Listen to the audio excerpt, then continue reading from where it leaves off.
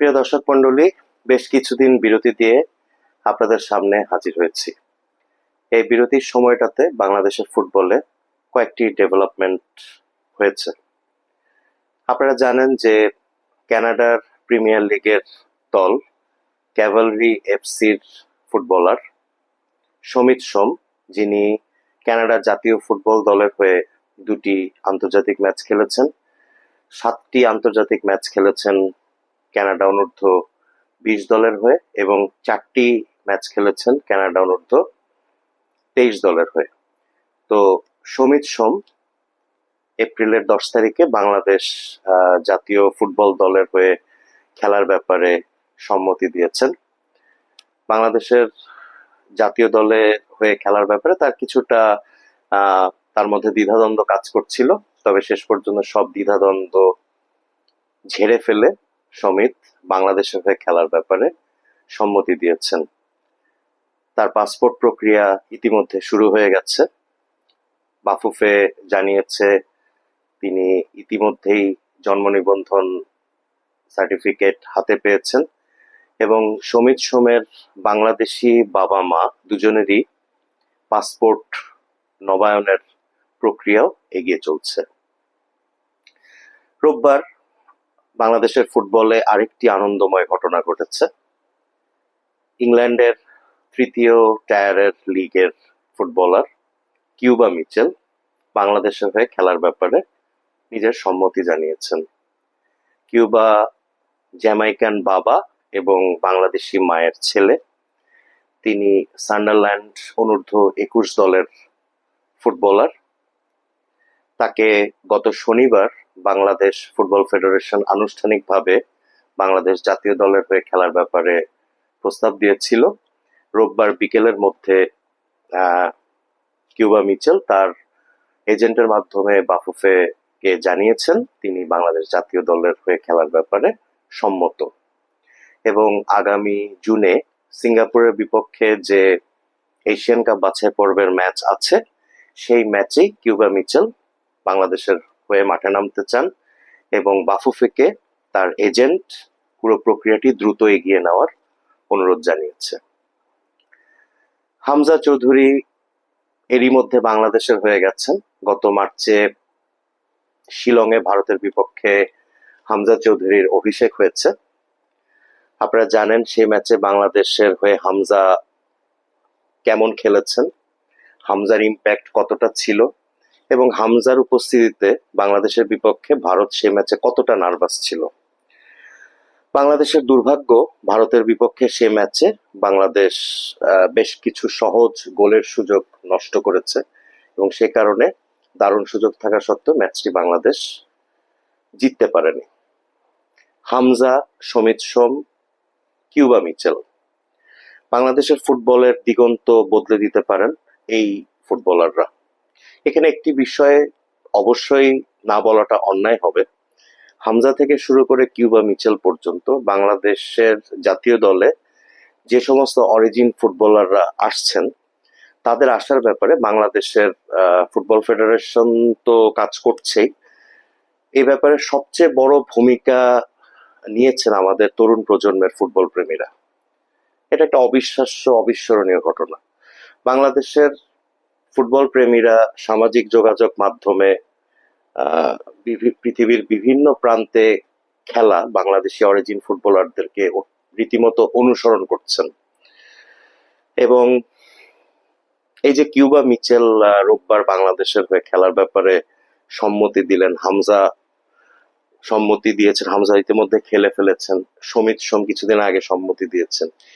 এই অরিজিন ফুটবলারদের বাংলাদেশের জার্সিতে খেলার ব্যাপারে বা খেলা বা সম্মতি দেওয়ার পেছনে বাংলাদেশের ফুটবল প্রেমীরা একটা অসাধারণ ভূমিকা পালন করে চলেছেন এবং তারা ফুটবল ফেডারেশনকে পৃথিবীর বিভিন্ন প্রান্তে খেলা বাংলাদেশি অরিজিন ফুটবলারদের পরিচয় বের করতে সহায়তা করছেন এবং এটা একটা দুর্দান্ত ঘটনা। আমি ব্যক্তিগতভাবে বাংলাদেশের ফুটবল প্রেমীদেরকে হ্যাটস অফ জানাই। আগামী জুনে সিঙ্গাপুরের বিপক্ষে বাংলাদেশের ম্যাচ, এশিয়ান কাপ বাছাই পর্বে বাংলাদেশ ঘরের মাঠে দ্বিতীয় ম্যাচে মাঠে নামবে। সেই ম্যাচে হামজা চৌধুরী ইনশাল্লাহ বাংলাদেশের হয়ে খেলবেন। ঘরের মাঠে হামজার বাংলাদেশের জার্সিতে অভিষেক হবে, সেটাও একটা দুর্দান্ত ঘটনা। তবে সেই ম্যাচে সমিত সোম খেলতে পারবেন কিনা সে ব্যাপারে আমার ব্যক্তিগতভাবে কিছুটা হলেও দ্বিমত রয়েছে। আমি আশা করব বাংলাদেশ ফুটবল ফেডারেশন দ্রুত প্রক্রিয়া সমিত সোমের প্রক্রিয়াটা এগিয়ে নিয়ে যাবেন এবং জুন মাসে যেন সমিত সোম বাংলাদেশের হয়ে খেলতে পারেন সে ব্যবস্থা করবেন। কেন সমিত সোমের ব্যাপারে আমার ডাউট আছে সেটা আমি বলছি। সমিত সোম আপনারা জানেন যে কানাডিয়ান ন্যাশনাল টিমের হয়ে দুটি ম্যাচ খেলেছেন, দুটি বয়সভিত্তিক দলের হয়ে তিনি প্রায় 11টি ম্যাচ খেলেছেন। সে কারণে সমিত সোমের বাংলাদেশের জাতীয় দলের হয়ে খেলার প্রক্রিয়াটা কিছুটা জটিল।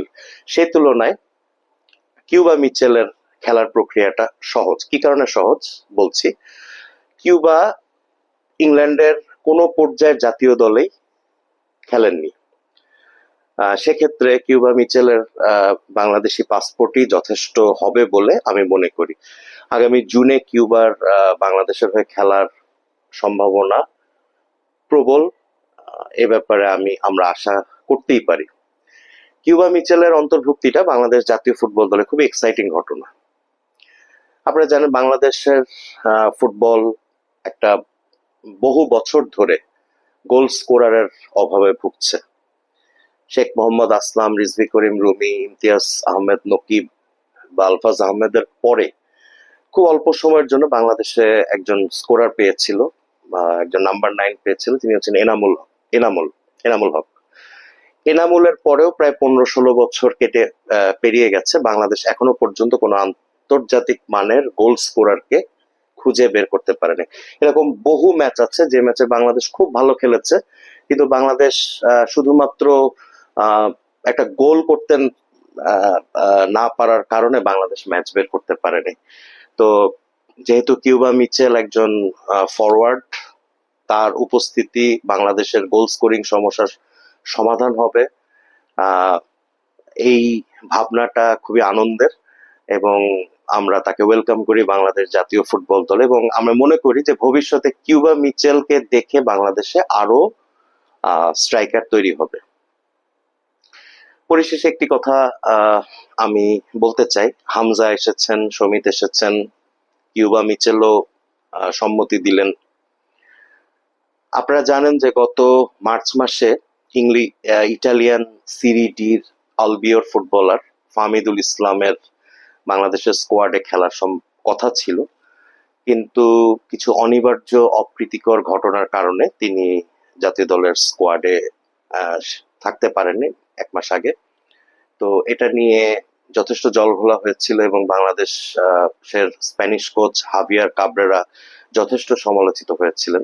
তো আমরা আশা করব যে আগামী জুনে এবং অনওয়ার্ডস হামজা, সমিত সোম, কিউবা মিচেলদের পাশাপাশি ফাহমিদুলও বাংলাদেশ জাতীয় দলে অন্তর্ভুক্ত হবেন এবং হামজা, সমিত সোম, কিউবা মিচেল, ফাহমিদুলদের সঙ্গে বাংলাদেশের জামাল ভুঁইয়ার, রাকিব, শেখ মোরসালিন, তারিক কাজী,